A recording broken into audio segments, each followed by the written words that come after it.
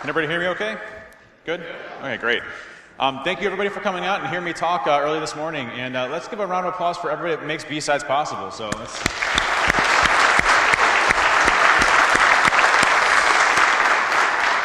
it's awesome that you have a community that puts on their own time and effort just to get folks to share, to learn, and collaborate. So a huge fan and everything that's going on here.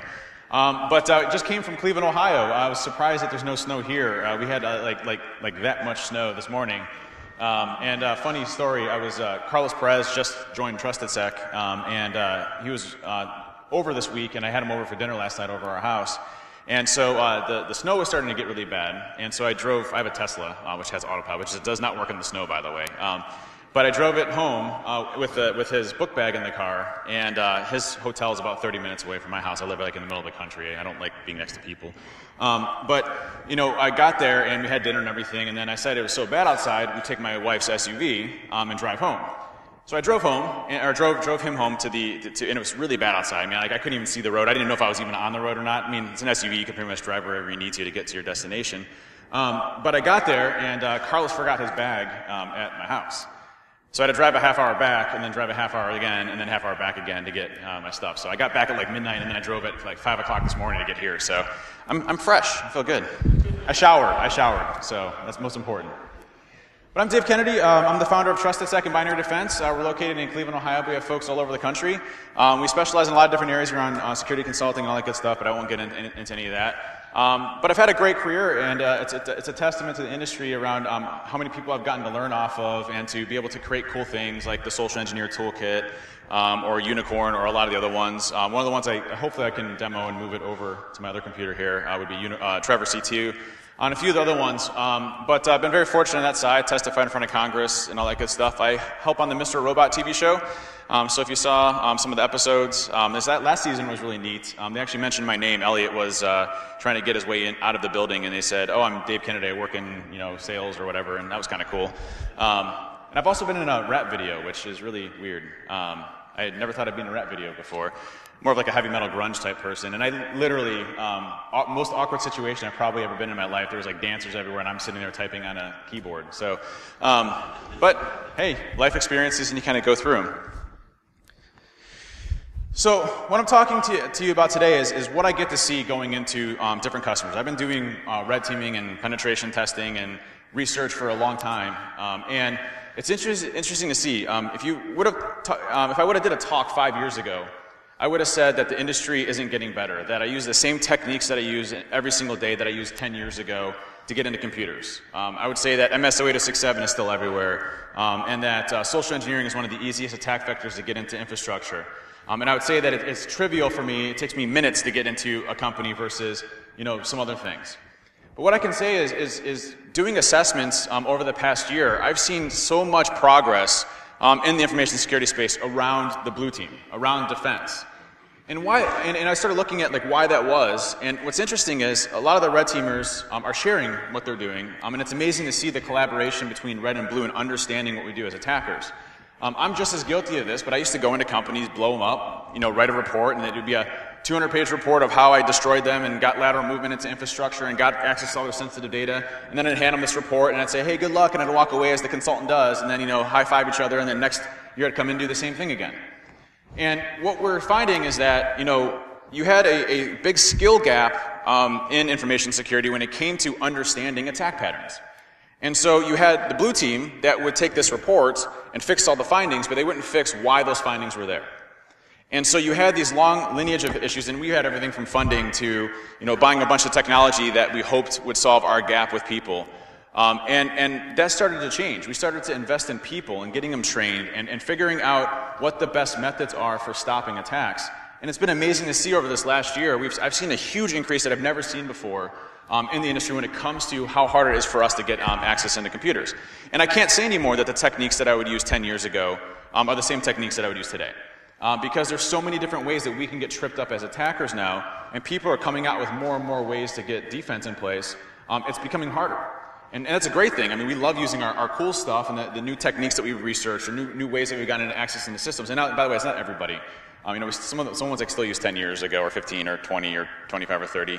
But as a whole, I see the information security space getting a lot better. And the industry is no longer just a few people, it's a number of people, and there's new people being added every day, adding different perspectives. We have a whole thing around math now and machine learning, and whether or not you believe in that or not, or the whole artificial intelligence and anything like that, we have a lot of smart people and data people that are going and looking at things and how we can recognize abnormal patterns of behavior in environments in a large, massive pool of things. We have people focusing on incident response and reverse engineering. We have a new, the newer concepts around hunt teaming and actively going on, proactively looking for indicators of compromises. We have a whole industry dedicated to a bunch of awesome stuff. And so this is the first time that I can remember that the blue team is actually getting better. I mean, there was a company that we just recently did an assessment for where we couldn't get in. It was the most frustrating thing that I could ever possibly begin to explain to you as a assessor. And believe me, we had some really good and sharp folks on it, and I was on it, and a number of us were on it, and we couldn't get in. Let me rephrase that. We kind of got in, and then they caught us as we got in. So after 3 months of really trying to go after them and using stuff that shouldn't be detected or get actually detected. And the reason why they're so successful is, first of all, 90% of the user population email access. That's one thing. That's awesome. I wish we could do that for everybody, right? 100% would be the whole goal, and then we literally eliminate a huge attack surface, right? I also wish that we also had employees that never use computers, because that would be awesome as well. But, obviously that can't be. But, for the folks that we can go and fish, they had massive detection criteria around multiple stages of attacks. So everything from the initial compromise, which, they may or may not detect, to the techniques that we would use to enumerate information on systems, to trying to get access to other pieces of system, lateral movement across environments. And so it was a really tough organization for us to get in. And that's the first time that's ever happened to us before. But we still got a long ways to go. If you look at where we're currently at right now, we've made some pretty substantial advances, but we base all of our stuff on the tactics, techniques, and procedures, or the TTPs. You might hear that term a lot. We're mirroring a lot off of the military, off of detection that we know. So we're mirroring things off of what's public, what Casey Smith and Subt posts out for application control bypasses. But what about all the 500 others that haven't been discovered yet? We look at what our threat intelligence sources are, and we look at those, and we try to put those into YAR rules and go through our environments. We build our detection criteria off of what we know. And that's interesting because in a way that's the same type of thing that we see as far as what antivirus was in the 90s.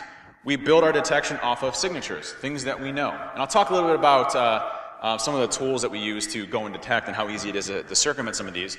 But really it's no different than, hey, we know that this specific piece of code is malicious, i.e. the signature-based stuff of the 90s, to, hey, if we see regsvr32 or MSHTA baking out to the internet, we probably should investigate that or look at that and say that that's bad because we don't see those normally in our environment.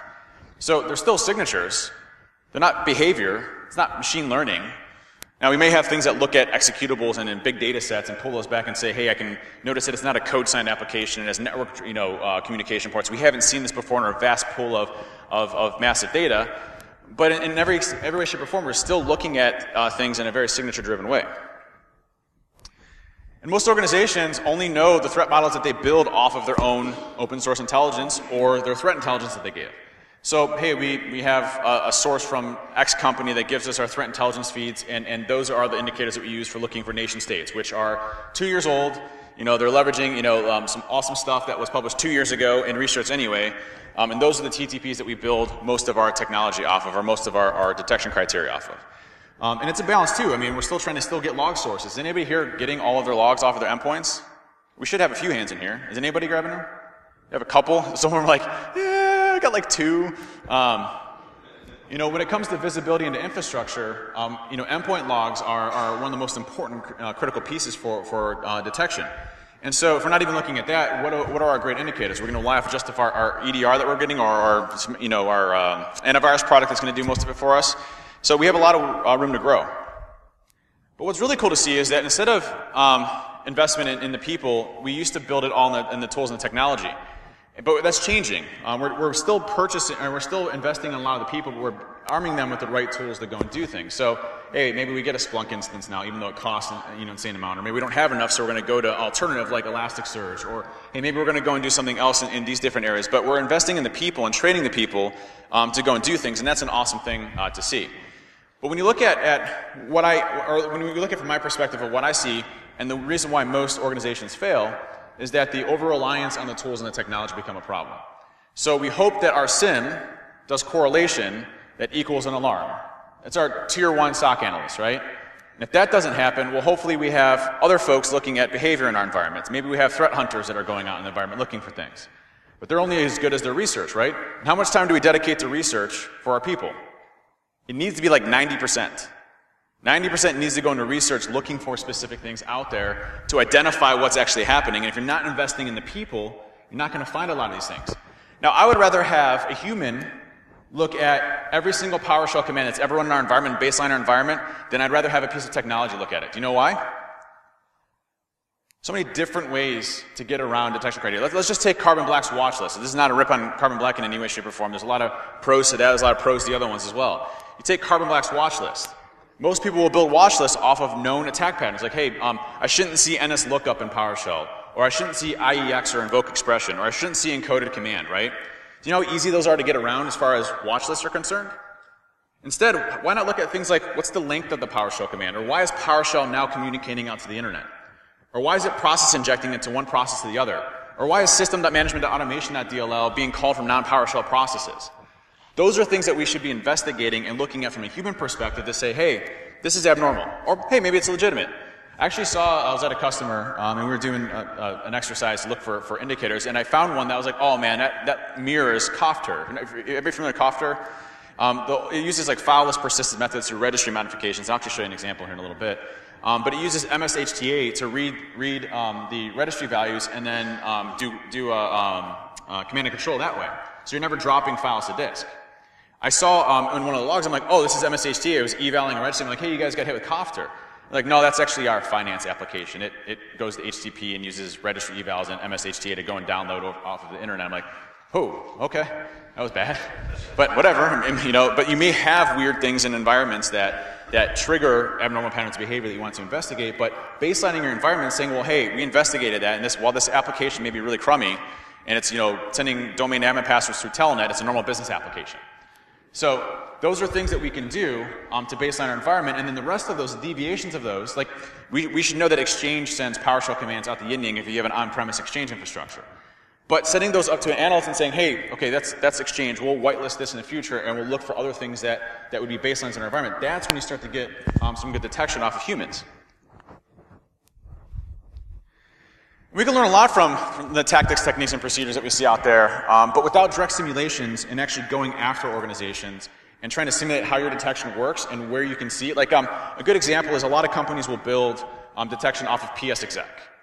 You know, there's like 30 other ways of moving from one system to the other than using RPC and NetBIOS. Like PowerShell remoting, remote desktop, a number of other ways. WMI, DCOM is a great one that typically people won't ever see. DCOM is a whole other area that most folks aren't even looking at. So let's just say there's 15 common methods that you can see out there that attackers can use to move laterally. Why not look for just lateral movement in general? Should a normal workstation, normal user account be authenticating from one system to the next? In a normal workstation environment, or workstation communication? Typically not. So why not look for event log 4624, successful login from workstation to workstation? And you could do things like key link 0, which is, you know, usually lower level protocols like SMB or RPC, and you can use those to look at different systems moving from one to the next. So looking more at the behavior of people and baselining those, hey, maybe you have help desk infrastructure that uses that to remote into other systems, and that's normal. Well, move that into a subnet, baseline that traffic, and then look at other patterns instead of looking at just PSexec, which there's a million other ways of going about it. And so the tools we use, very much still signature driven, still to this day.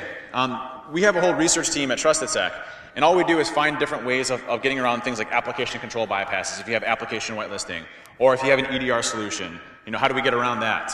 You know, because obviously from an assessment perspective, we have to be able to go into mature customers and show them specific ways that we can get around certain things. And what's interesting about most, if not almost all of these tools, is they will build their tools around a very specific technique, but if you modify that technique in any way, shape, or form, it's usually not a problem for us. A good example, I think I have this in the next slide here. A good example on an EDR version is if you look at command.exe /c/q, it'll log all of that and it'll get caught, and this one specifically is for Carbon Black. But if you put carets in between, there's no problem. You can do whatever you want to. Oh, you can do the same thing for PowerShell. Or you can just go into PowerShell and do whatever you want to in the first place. You don't see anything in the interpreter. So either way, you're fine in all aspects, right? So, but we build our watch lists to look for, hey, we're looking for command.exe and anybody running commands from command.exe. Yeah, if I throw a caret in there, I'm fine. No problem. Doesn't get logged, doesn't get sent up, you don't see anything whatsoever. So why that's a problem, is we should still be sending all that data back, and we should have people looking at that, not just our EDR tool, triggering alarms and alerts. I'm not saying, again, not a bad product, it's a great product. But from a visibility perspective, if all we're relying upon is a watch list to provide an alarm for us and then going to investigate, we now have a problem with that. Yeah. And a good example of a encoded command, if you look at a encoded command for PowerShell, there's like 14 different variations of encoded command. And so you can do like -E, -EC, -EN, -ENCO. So if you're not looking for all of those, that's a problem. But you don't even have to use -EN or -ENCO. I'm going to release a tool called Unicorn, and the latest version doesn't ever call encoded command, but it uses encoded command. I use string variables to basically substitute it out when I'm going through and using it. So you have one big massive conglomerate command, and you go and execute it, and it doesn't get snagged, which is great. And I have no idea what Windows Defender is doing. I literally have no idea what Windows Defender is doing. That was last night. Last night I was going to do a demo on Unicorn, and hopefully I still have enough over there I can switch it over. But then I noticed like the version of Unicorn got flagged by Windows Defender. Normally what happens with Windows Defender, the last time it got flagged, is I had a variable name that was static. So I just changed the variable name to something random each time, and we had no problem now. So I have something static in here that I had to go and change, and it took me like 4 minutes to figure out and push a new version out. But as I was testing, I noticed that it was getting flagged, and then I used encoded command, which is just hello world, and it was getting flagged as being malicious through AMSI. So I'm like, that's weird. Okay. Anyways, what?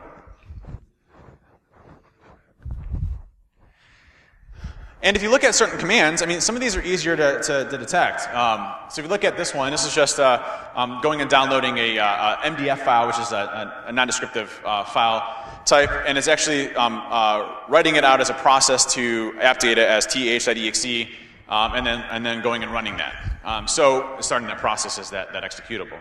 And so this one, as a defender, we should probably see this, right? Hopefully we would see this. We would probably see -exec bypass, -command, hopefully. Maybe we look for download file for certain cases. But again, if I'm looking for PowerShell detection, and hopefully we have PowerShell detection, we should be looking at length of this. This is a pretty abnormal command that we are seeing from a command line perspective that we should probably investigate and look at as a human and determine whether or not it's malicious or not.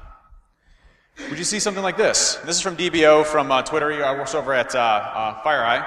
And I always love following him. He's a great guy, super smart. He wrote the invoke obfuscation tool for obfuscation techniques within PowerShell. Would you see this? So they use command, notice that it's command/C, no spaces in between. And then here, I don't know if you're familiar or not, but with application control bypasses, so we as attackers are recognizing that PowerShell is becoming increasingly harder to compromise without detection. So there's a lot of companies that are doing a lot of great stuff with PowerShell. So, if you look at PowerShell version 5 and PowerShell version 6, with script block logging, and with, sorry, give me 1 second. Anyways, it's a restriction mode for PowerShell. Constrained language mode, here we go. With constrained language mode, you can actually make PowerShell relatively secure and harder to actually go and implement. So we as attackers recognize that PowerShell is kind of dying breed. But great thing with Microsoft is it has a lot of different executables in there that are signed by Microsoft, right? So they're code signed, and we can use those for remote code execution. There's a whole subset, a whole list of them. Tracker.exe, CSC.exe, CBD.exe. Everybody use BGinfo.exe. That set the background. You can import remote VB scripts and get remote code execution through it. Fantastic, right? Woo! So there's a lot of these different ones here. Like one of the best ones is RegSVR32. RegSVR32 was used by the DNC hacks as well, I think.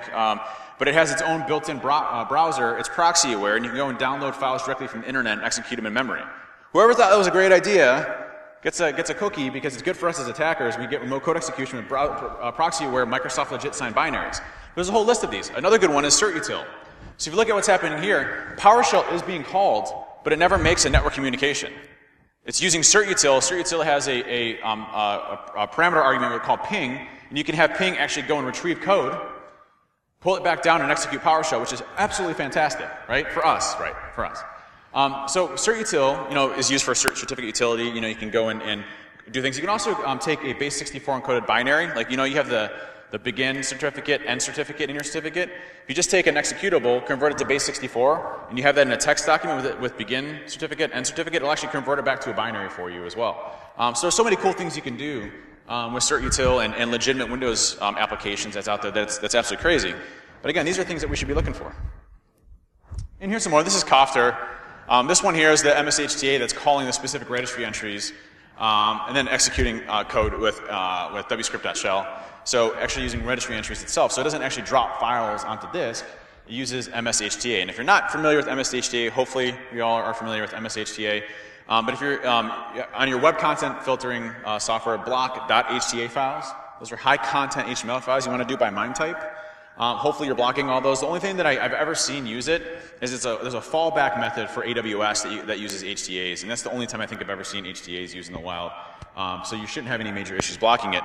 But as a executable, in most organizations you don't see MSHT ever used. So you should be flagging on if MSHTA.exe is ever even used in the first place. We should probably investigate what that was for us to actively go and use. But again, these are all predominantly easier to spot as if we have the right information to a person, not necessarily a tool.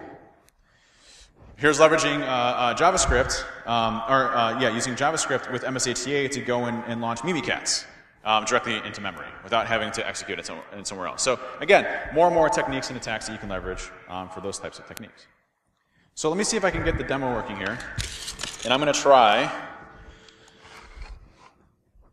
I'm tempting the demo gods by unplugging the VGA cable that we spent the whole time in the morning fixing. So if it doesn't work, I'm just going to use interpretive dances the rest of the time.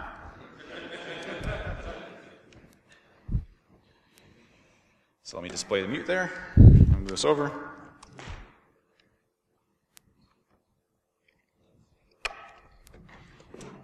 Come on, there we go. Just give me 1 second while I set this up.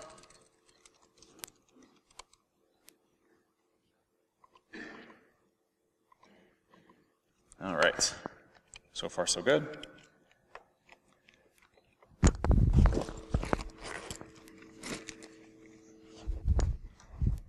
And let me turn this off here.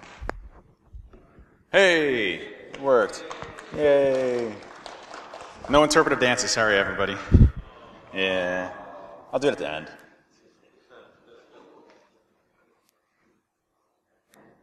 So let me just resume these virtual machines here. And what I'm going to do is I'm going to show you a tool that I wrote.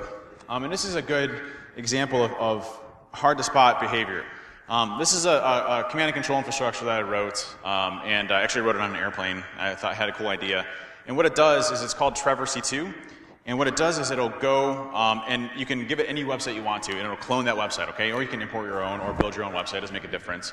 It'll go and clone that website, and it actually handles communications through the source of the HTML file itself, and it's all encrypted, and it sprays it throughout the entire HTML source. And so when the command and control goes out, it can be used in PowerShell.net. There's stagers for each one of those in the GitHub repositories. But when the command and control goes out, it goes over legitimate HTTPS communication, and its entire purpose is to emulate regular browser traffic. So when it's going and pulling it, it'll actually look at a website, like you're browsing a website. It'll know where to go inside, there's variables you can configure in it. It's already out of the box, but it'll go and automatically reassemble all those variables, decrypt that traffic, and then do command and control that way. And then it looks like when it goes to load the images for the site itself, it'll look like it's trying to pull images off from the website as it's loading the page, and it actually has all of the exfil data tucked into the image names itself. So it's really hard to spot when it comes to detection. Trevor forget. All right. So let me hop on the internet connection here. Have my MiFi up.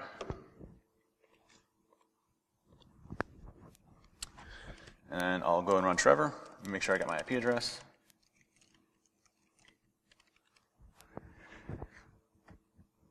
Can everybody see that okay? I can blow it up a little bit.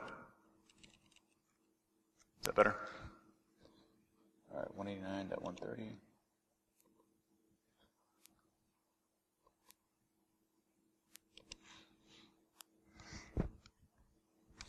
I'm just going to make sure I got my IP address right on the Trevor side. I would obviously, as an attacker, have this execute on their system as a PowerShell piece, but I'm going to modify it as if I already have access.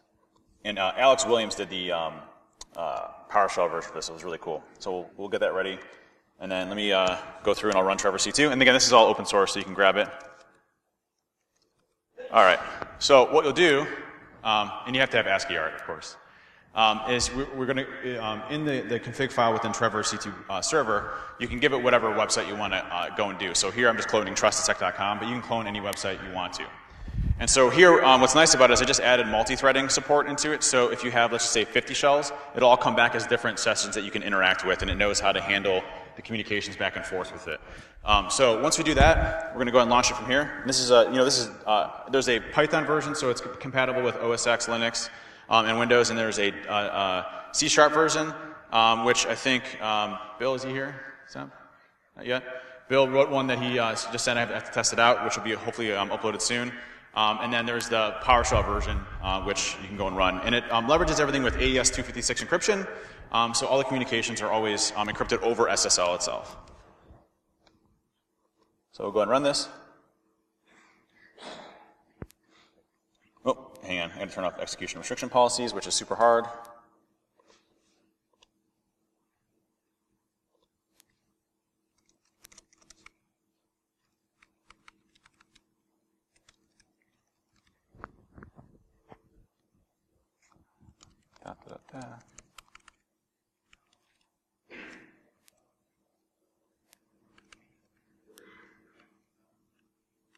There we go.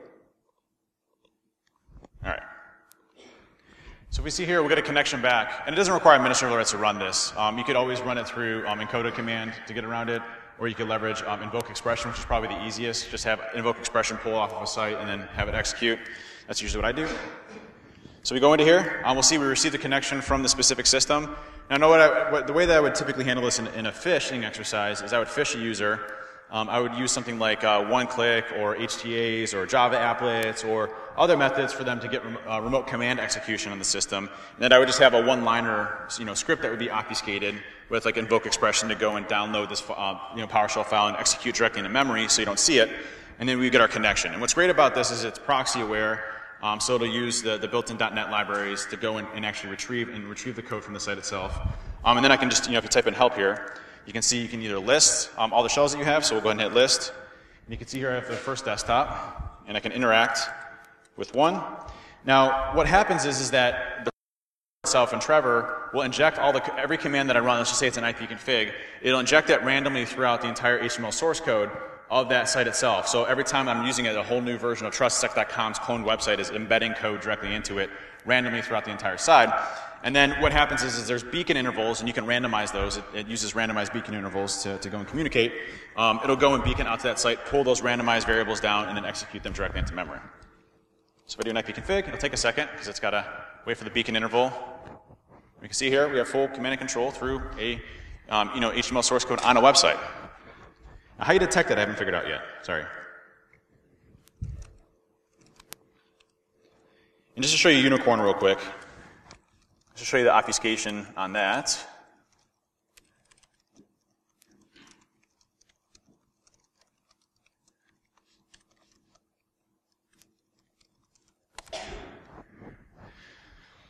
And this is a free tool as well. This will give you a one-liner PowerShell command that you can run that injects shellcode directly into memory. And you can use whatever payload you want. I'm just using HTTPS payload this way. And let me read that.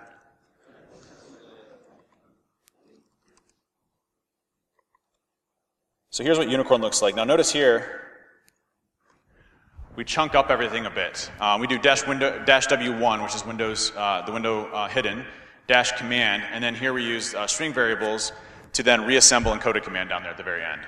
So you never actually run encoded command in any way, shape, or form, and you're still getting your encoded command stuff through most of the EDRs out there, which is nice. And then what's also nice is a lot of them started building in like automatic recognition of base64 encoding.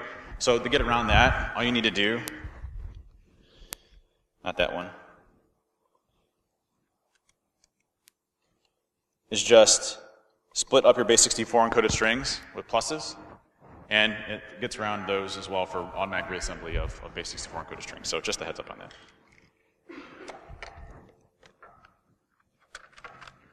Let's hope this works. No. Might be interpretive dance then. There we go. So, if you look at that example of Trevor C2, the reason I built it is because if you look at what attackers are leveraging, they're leveraging legitimate communications. DNS is a great example. HTTPS is a great example. We don't use 4444 anymore. We don't use, certain ports to communicate outbound with. And what's interesting is still a lot of companies, there's a huge focus on egress filtering, in like 2005 to like 2010, 2012. And for some reason, we just stopped talking about egress filtering. And that's still a big issue. Like a lot of companies don't do solid egress filtering out there. Still have FTP and SSH and other protocols that aren't necessarily being inspected outbound, which is a horrible, horrible, horrible practice, right? And so if you look at legitimate communications, we know that attackers are going to try to emulate legitimate communications and legitimate traffic, and those are things that we should be looking at and how to go and actively detect those. So while an example, if we're not looking for patterns past the initial foothold, and that's why I wanted to talk about Trevor C2 and why if you don't detect that piece, what happens after that? So if you don't detect the initial command and control piece where an attacker gets into your infrastructure, which could be using something that emulates legitimate behavior in a website, what do you do at that point? There's so many things that we can leverage that are living off of the land. If you've seen it, there's a talk at DerbyCon, living off the land. And so there's some good stuff that we do as attackers, right? The first thing we typically do is, hey, maybe we'll enumerate users. Why should we ever see a normal user enumerating a domain admins group, doing net user or net group, domain admin / domain? Should we ever see that in our environment? Probably not. Maybe an IT admin is using that in some way, shape, or form, but the signal to noise ratio, that's going to be pretty substantially low, right? So those are some good ways of net commands that we see. Other commands we might be using, like net use commands for moving from one system to the next. Common things that are early warning indicators. With Mimikatz is a good example. If you don't know this, when Mimikatz goes to launch, regardless of where it gets launched from, whether it's a JavaScript version or it's a binary or if it's a PowerShell version, it will always import vaultcli.dll, which is an encryption library. So vaultcli.dll gets imported into memory every single time. So if you ever see PowerShell or VBA or executables that aren't in your normal Windows directories launching vaultcli.dll, what does that mean? Probably got a problem, right? So we can build detections off of the ways that attackers go after systems that look at the patterns of behavior versus the actual specific attack that caused the compromise. And that's what's most important is we put all of our eggs in one basket to say, oh, hey, we're going to detect everything we possibly can on Meterpreter. Well, there's like 3,000 other different ways of getting command and control that's not Meterpreter or a Cobalt Strike. If you're building your tools off of pen testers, it's not necessarily what we're looking for. And so that's where the red team really comes in. Leveraging red to continue to improve on our threat model and what our understanding around our threats are, and to continuously try to enhance those and build those up over time. Huge advocate of red teaming in both internal and external, which is awesome. And what's awesome to see in InfoSec as well is we're starting to use military tactics. I think the Shadow Brokers release was actually a pretty good thing to see from obviously a horrible thing from a military capabilities perspective, but at least giving us insight into how we work. And so you're seeing a lot of these tools. Now we're coming up with cool tool names now, like Silent Panda 32 and all these other things, right? So now we have new cool tools that we use, but we're modeling those very much off of the techniques and military operations of the military, which may or may not be good, having come from there as well. So if we look at our threat models and how we build those out, looking at our business demographics of what are we trying to protect, maybe countries or specific organizations, what their capabilities are, mapping those to threat intelligence and known and unknown sources. So still the same of what we traditionally do, but then you start looking at, well, how do we start to simulate those and where we have gaps in those? If anybody's familiar with the MITRE ATT&CK framework, there's some really great stuff out there, and if you haven't looked at it, take a look at the MITRE ATT&CK framework. It's a great way of saying, hey, here's the actual commands to run to test these specific different types of group type of behaviors, and what do we see and what do we not see. It's actually like an Excel spreadsheet you can run. And I think you actually have a little tool you can run, and like click, I want to be APT 30, or I want to be APT 29, and simulate those, and you hit the button, and it goes and does things. It builds it off of different threat models, off of specific techniques that are out there. So cool stuff you can leverage to test your capabilities on that, but it really comes down to testing and understanding what your capabilities are. So you look at red team responsibilities. If you're talking internal red team responsibilities, it has to be research. Research has to be a core foundation of what you're doing in your infrastructure to continue to grow and test, and then start emulating specific threats or attacks in your environment, and trying to get better at behavior detection throughout there. And then, most importantly, that knowledge transfer to blue, working hand in hand. Everybody heard the term purple teaming? Red versus blue, right? Red and blue working together, not red versus blue. So using those to increase a lot of your knowledge and what's happening out there. So if you look at that, the red team output into direct defensive capabilities. And so looking at red teams, the older red team philosophy is you would hear the terminology of penetration tests and red teams being used in conjunction. And they're very two different things, right? Penetration testing is there and designed to identify exposures, possibly test your incident response, look at what you're doing from your organization. But a red team is supposed to be more focused on simulating specific attacks against your organization, testing your capabilities, and trying to enhance them over time. And so, if you look at kind of the old versus new, old red team versus new red team, it's really trying to be that knowledge transfer from the blue side to really help on detection criteria. Internal versus external teams is also important. There's some pros and cons to each. If you have your own internal team, you know your organization better. You work with people with relationships, familiar with systems and businesses, and the ability to develop internal knowledge over time becomes substantial. Whereas when you're looking at external, different perspectives, fresher look on things, usually a larger knowledge database when you're going to multiple companies and getting larger data sets. It just depends. But to me personally, if you have the ability to do your own internal red team, I would go and do it. I would do it in a heartbeat.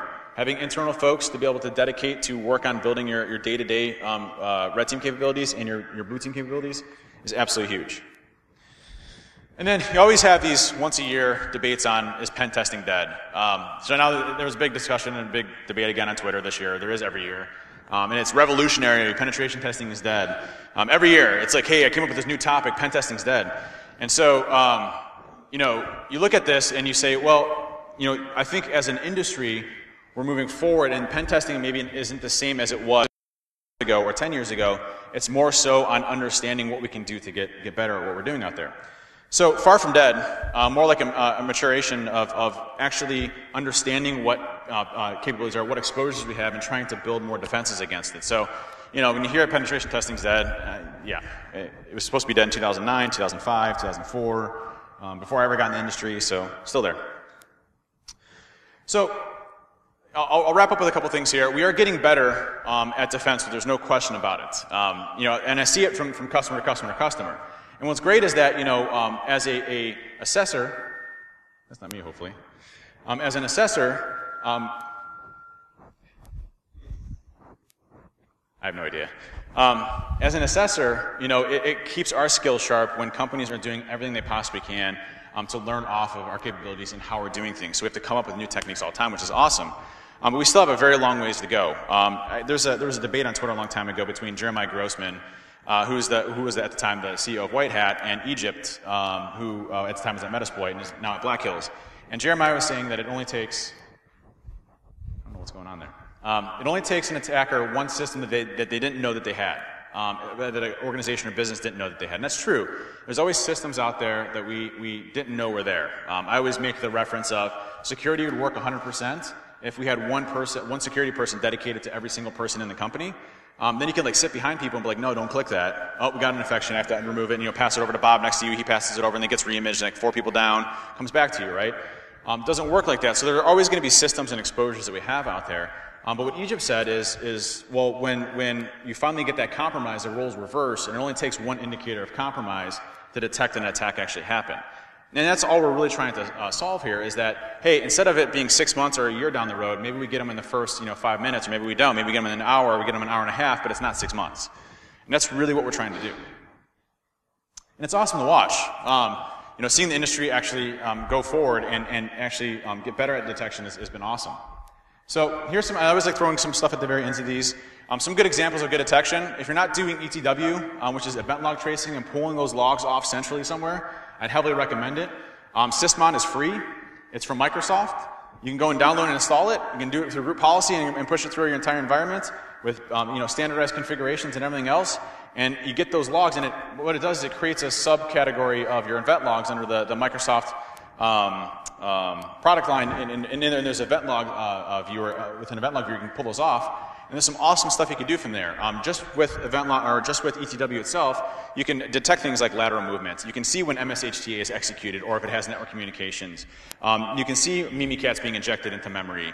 You can see a lot of different hash extractions, a lot of other things. You can see a lot of things that you can do just through event log tracing or ETW. So heavily recommend that if you're not pulling those logs off. Monitoring for suspicious behavior versus techniques. So like, look at the length of PowerShell. Why is PowerShell being spawned from child processes like Excel that we should never see, right? Or why are we seeing Outlook with child processes of Excel or command.exe? Those are key things and indicators that we can look for in our environments that are suspicious in nature. PowerShell beginning out with network connections. Looking at common ones, if you look at Matt Graber, if you look at manifestation on GitHub, there's a list of application control bypasses. He maintains a list of those. Casey Smith also has a number of those. In fact, there was one today that just came out today that you can use an SCT file to compile a binary for you, which is awesome. That just came out like literally like this morning. I think it's lexpress.exe is the new one. So that's a new one that just came out today, which is awesome. But looking for deviations of those application control bypasses. Things like lateral movement, length of DNS packets, DNS log analysis period. Are you pulling all your DNS logs? Period. Like all of them. Everything. There's a lot of good stuff in there that you can go and do detection off of. Some good prevention. This is my favorite meme ever. I literally, if I'm having a bad day, I just watch that for a few and I'm good. Yeah, it's so good. Check. So if you look at examples of good prevention, regular users, you can block regular users from PowerShell execution. So you may have developers or administrators or whatnot that need PowerShell access, but with application control, with software restriction policies, or device guard, or Microsoft's new version with Windows 10, it's all device guard and above. But with software restriction policies as well, you can block regular users that are just regular domain users from ever leveraging PowerShell. Do regular users ever need to execute PowerShell? No. Your developers might. You might have some admins that might, but your regular users on a regular basis do not, right? So carve out a group that says PowerShell users, whatever you want it to, add those people to that, and block everything else. What does that do? Shrinks your surface now, right? Now you got to worry about all your executables, which we've been worrying about since the 90s, because no one's doing application control, right? Or application whitelisting. But a common one for that, if you can do it, is blocking executables that are non-code signed in your user profile directories. What does that do? Knocks out a large percentage of stuff out there. So if you don't even have executables that can run in your user profile directories that are unsigned, stops a substantial amount of it. Disallowing workstation communication. That's how lateral movement happens. So just pop on your Windows firewall and block 139, 135, and 445. What does that do? Stops common lateral movement techniques from one workstation to the next, so I can't hop from one station to the next station. Let's just say you have the same local admin password on every workstation out there, which none of us do, right? So if you block 135, 445, 139, and I have a local admin account password to workstations, what does that do? I can't use it anywhere. I can't move from the next workstation to the next workstation because you're blocking my authentication method from one system to the next. And you may be like, well, I have help desk people that remote in. Well, carve out a subnet for them and allow 135, 445, 139 from the help desk infrastructure to be able to do the administration. You can do that within group policy and within Windows Firewall. So stopping lateral movement, big things there. Removing capabilities for DNS tunneling, which is difficult to do, but inspecting that, only allowing workstations and servers to go to specific ones. SSL termination and SSL inspection is a huge debate. We started going down that path a long time ago and then realized that it was really hard to do SSL termination and actually inspect SSL traffic as it's going through. A lot of key benefits in that for detecting command and control and beacon intervals. I'm still a huge fan of application whitelisting. I think if you can have a known good baseline and you look for deviations of those baselines, it becomes much easier to go and detect off of those versus trying to secure everything. But those are some of the key things there. So that's it for me. I appreciate everybody coming out to hear me talk at BSides. Does anybody have any questions real quick before I go? Everybody tired yet? So you said that you've noticed that everybody's getting better at security. Is that because people are doing better things or because the tools that they bought are getting better? It's the people usually when we get snagged. And it might be leveraging the technology that they've built up over time.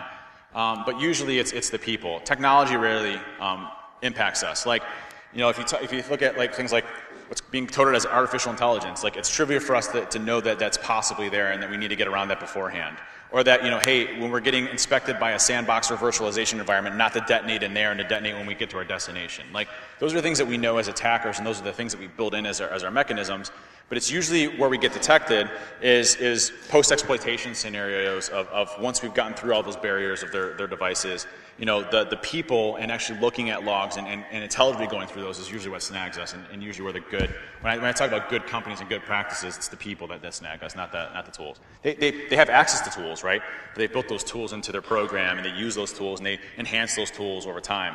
A good example is that one company I was mentioning, they have a tool that they use, but they've completely customized their entire environment with new indicators, new ways they're getting in, new techniques. So, they leverage our tests to enhance and build out what they don't have. So it's a continual process. They don't even use the tool out of the box at all for what it was designed for. It's now for detecting specific things. So it's mostly the people. Have you seen any purple team activity around with some of the major cloud providers where you have the cloud and the cloud piece, right? Where you're responsible for your apps, but your cloud provider is responsible for the layer for your apps. Have you seen that from the red and blue with some of the providers to make sure that layer is Usually from a cloud provider perspective, what we test is we'll get like a third party right to audit, right? And then we'll do what they have as far as their services, and we'll work with a purple team perspective of what logs are pulling off from there, but never, usually the operating system downward. Usually they don't allow us any type of access in there. Now, there are customers that are cloud providers that, we do, or companies will do security testing for and things like that to identify those, but usually not with the companies that they're providing the services for, usually not at all, yeah.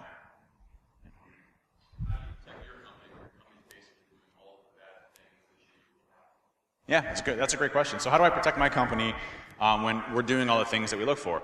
It's the same thing, making sure we have the ability to detect those specific things. Like we have what we call our operational infrastructure, which is an environment that you VPN into that we own, that has our own command and control and our own infrastructure, but it's completely separate away from, everything else in our environment. We have continual testing. We have people that are actively monitoring on a regular basis for those specific attacks, and we continuously make those better. So, we shouldn't see unusual activity happening in those environments that, are systems, typically that we try to protect in our endpoints themselves. And if we're doing assessments or tests, those are all, contained within virtual environments that are blown away after every engagement. So, from those types of things, we have a pretty good lockdown of those. All of our systems that we do all the testing from are all like Ansible configured for management and making sure that they're all baseline across the board, that they're all consistent across the board, they're all patched across the board. So we try to, maintain consistency and collaboration through all of that, but making sure that our systems are very separate. So, using, we preach what we teach and we use what we use, right? And that those are the things that make us, enhanced and continue to move on. And we have a new research technique, that we find, like one of our guys, Kevin, found a new technique for one of the EDRs. We build that into our program and make sure that we're continuously getting better at detection as well. So it's reciprocal across the board. All right. Oh, I got one more, and then I'll call. Could you turn your microphone off and just speak to the crowd to see how that sounds without a microphone? Do I sound better? Worse? Good? Better? I have a deep voice, though, and I can talk loud, so some other folks might have a worse time with that. But yeah, absolutely. Well, thank you, everybody. Appreciate it. Hopefully I can talk.